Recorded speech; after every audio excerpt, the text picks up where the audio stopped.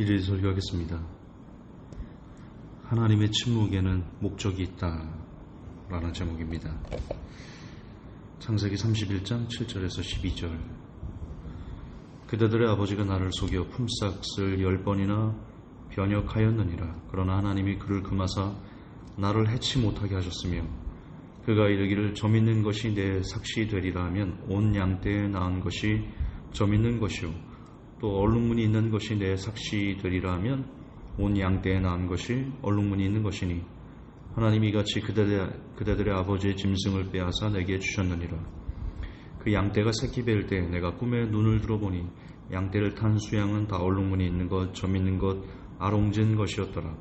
꿈에 하나님의 사자가 내게 말씀하시기를 야곱아 하기로 내가 대답하기를 여기 있나이다 하매 가라사대 내 눈을 들어보라. 양떼를 탄 수양은 다 얼룩무늬 있는 것, 점 있는 것, 아롱진 것이니라.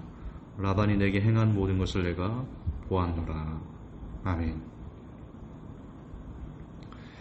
하나님의 침묵은 우리에게는 고난입니다.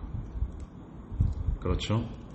우리에게 어려운 일, 아픈 일, 슬픈 일이 닥쳤는데 하나님이 그걸 도와주셔야 되는데 하나님이 돕지 않고 그런 상태, 그걸 우리는 하나님의 침묵이라 말하기 때문에 하나님의 침묵은 이꼬로 인생의 고난입니다. 야곱에게도 그랬습니다. 오늘 본문에서 하나님은 야곱의 모든 것을 보고 계셨습니다. 특히 성경을 보면 야곱이 외삼촌 라반에게 10번이나 사기당하는 것을 다 보셨다.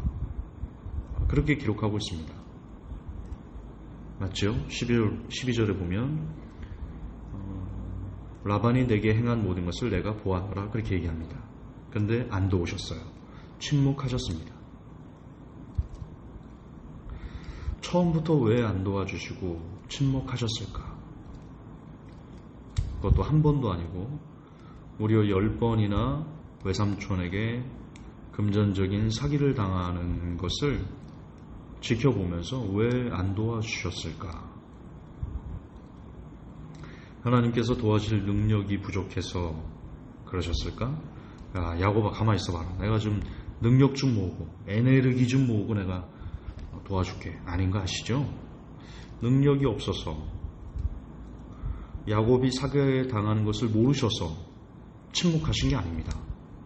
이 정도면 하나님의 침묵에 어떤 의도와 목적이 있다라고 우리가 봐야 됩니다. 그 이유가 뭘까? 하나님께서 왜 야곱이 당하는 그 억울한 일들을 그냥 침묵하셨을까? 안 도와주시고. 그 이유는 그 후에 야곱의 변화를 보면 압니다. 아시듯 야곱은 꾀가 많은 자였습니다. 본인의 지혜로 인생을 헤쳐나가려고 애를 쓰는 그런 사람이었습니다.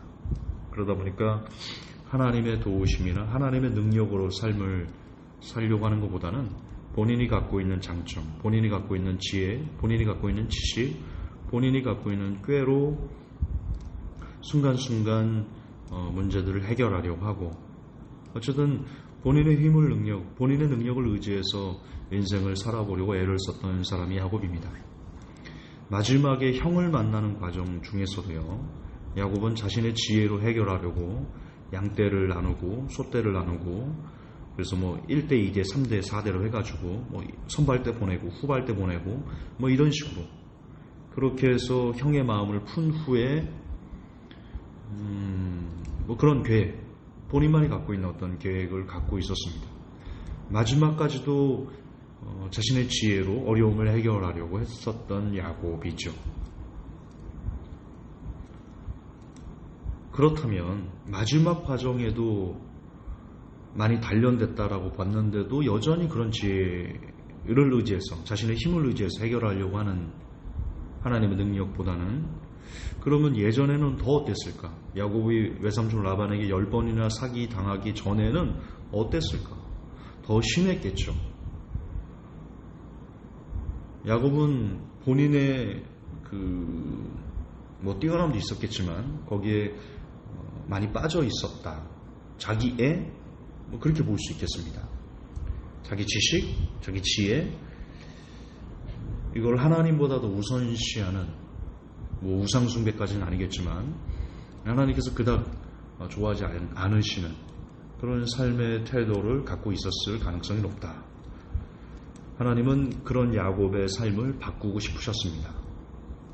사람이 떡으로만 사는 것이 아니라 하나님의 모든 입에서 나오는 모든 말씀으로 산다 하셨으니까 하나님은 하나님의 백성들이 하나님을 의지해서 살아가기를 원합니다. 하나님과 함께 살기를 원합니다. 본인의 힘과 본인의 지혜와 본인의 능력으로 모든 문제를 다 해결할 수 있으면 좋겠지만 세상은 그렇게 호락호락하지 않습니다. 너무나 우리의 지혜와 지식과 능력은 짧습니다. 우리의 손은 짧아요. 그러나 하나님의 권능의 손은 대단합니다. 못하실 것이 없습니다. 그렇기 때문에 우리가 정말 온전한 인생을 살기 위해서라도 우리는 우리가 갖고 있는 이 짧은 지혜와 지식이나 능력이나 힘이나 이런 것을 내려놓고 하나님의 손을 붙잡는 하나님의 능력을 택하는 그런 삶이 훨씬 더 우리의 삶에 좋습니다. 그걸 야곱에게 알게 해주고 싶었다. 저는 그렇게 생각합니다. 하나님의 침묵에는 야곱을 정말 더 온전한 삶을 살 수 있게 해주고 싶은 하나님의 사랑이 담겨 있었다. 저는 그렇게 생각합니다. 그 침묵이 없었다면 야곱이 생각하고 야곱이 계획하고 야곱이 뜻하는 대로 인생이 모두 그렇게 탁탁탁탁탁 해결되고 막 건너뛰고 바란 대로 다 이루고 성취하고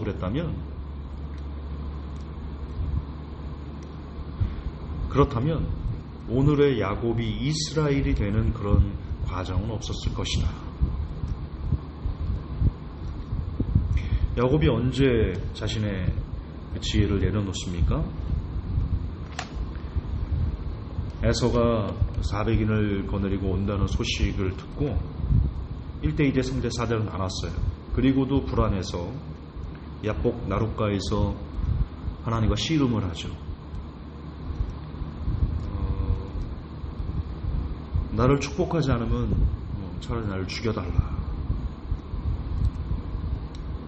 그래서 야곱이 한더뼈를 치고 저주죠. 하나님께서 일부러 저주십니다.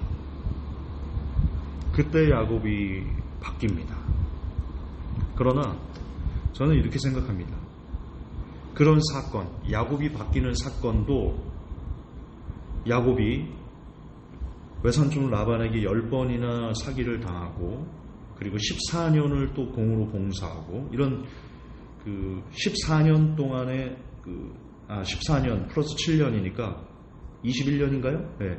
21년 동안의 모진 고난, 아픔들, 억울함들 이런 과정이 있었기 때문에 그렇기 때문에 야복 나룻가에서 야곱이 이제 더 이상 하나님 내 힘으로는 살 수 없는 것 같습니다. 이런 어느 정도의 깨달음이 왔을 때 이제 하나님께서 기회가 온 걸 보고 야곱과 씨름하는 그런 과정으로 나아갔다는 거죠. 만약에 하나님께서 야곱과 씨름하는 과정을 야곱이 10번이나 사기를 당하는 억울함을 당하지 않거나 외삼촌 라반을 통해 가지고 인생의 쓴맛을 보지 않은 상황에서 야곱과 씨름하려고 했다면 어쩌면 야곱은 중간에 포기했을 겁니다. 저는 그렇게 개인적으로 생각합니다. 공으로 봉사한 거, 라헬을 위해서 7년, 레아를 위해서 7년, 도합 21년이라는 시간 동안에 하나님께서 대부분 침묵으로 일관하셨습니다. 그 과정이 있었기 때문에 야곱이 이제는 내 생각대로 삶을 살 수 없구나. 내 뜻대로는 정말 힘들구나. 나는 하나님만으로만 나는 살 수 있구나. 라는 절박한 심정이 야곱으로 하여금 죽이십시오 차라리. 나를 축복하지 않고는 보내지 않겠습니다. 라는 그런 간절하게 하나님만 붙잡는 그런 사람이 된 것이다. 그 21년이 고난의 21년 그 21년 동안의 하나님의 침묵이 야곱을 그렇게 바꾼 것이다. 그리고 그렇게 바꾸기 위해서 하나님께서 침묵하시지 않았나. 저는 그렇게 생각합니다. 야곱의 하나님이 저의 하나님이고 여러분의 하나님입니다. 하나님은 언제나 동일하십니다. 야곱에게 하신 것 그대로 지금 우리에게도 하나님은 그 방법을 적용하고 계시지 싶습니다. 우리가 바뀌어야 할 부분이 있는 겁니다. 하나님께서 침묵하시는 이유는 우리의 인생의 고난을 그대로 허락하시고 혹은 그 고난을 더해서 더 고통스러운 나락으로 우리를 밀어넣으시는 이유는 우리가 여전히 깨닫지 못하고 우리가 바꾸지 못하고 우리가 버리지 못하는 그 무엇이 있는 겁니다. 하나님은 지금 침묵하시는 게 아니라 어쩌면 우리가 빨리 깨달으라고 사랑의 메시지를 전해주고 계시는지도 모르겠습니다. 성경에 깨닫지 못하는 사람은 멸망하는 짐승과 같다 했습니다. 왜 이 고난이 내게 임하는지, 하나님께서 왜 이 고난을 내게 주시고 침묵하시는지, 이 고난 속에서 하나님께서 내가 버렸으면 하는 인생의 찌꺼기들이 있다는 것을 깨닫기를 원하시고 우리가 그걸 기도 가운데 알려달라고 간구해야 된다라고 믿습니다. 그리고 그 과정이 끝나면 하나님께서 야곱을 도우신 것처럼 저와 여러분도 도우실 겁니다. 하나님은 우리를 돕고 싶어 하시는 분이시지 우리를 괴롭히고 싶어 하시는 분이 아닙니다. 성경은 분명하게 그걸 증명하고 있습니다. 자, 성도 여러분, 지금 하나님이 여러분의 인생에서 침묵하고 계십니까? 그 침묵이 오래됩니까? 기억합시다. 하나님의 침묵에는 목적이 있습니다. 그리고 그 목적은 저와 여러분을 정말 돕기를 원하시는 간절한 하나님의 애틋한 사랑이 있습니다. 하나님은 여러분에게 어떤 목적을 가지고 저에게 어떤 목적을 가지고 지금 침묵하고 계신 거라고 저는 믿습니다. 오늘 하루 곰곰이 하나님의 침묵에 대해서 내가 어떤 부분을 버리기를 원하시는지를 우리가 곰곰이 생각해보는 시간을 갖는 제가 또 여러분이 되시기를 예수님의 이름으로 축복합니다. 하나님 용서하십시오. 하나님의 침묵을 원망으로 일관하였습니다. 하나님, 이 침묵이 저를 향한 하나님의 목적이 있다라고 믿습니다. 성도들의 침묵, 성도들의 고난에 하나님께 침묵하시는 이유, 목적과 뜻이 있다 믿습니다. 하나님,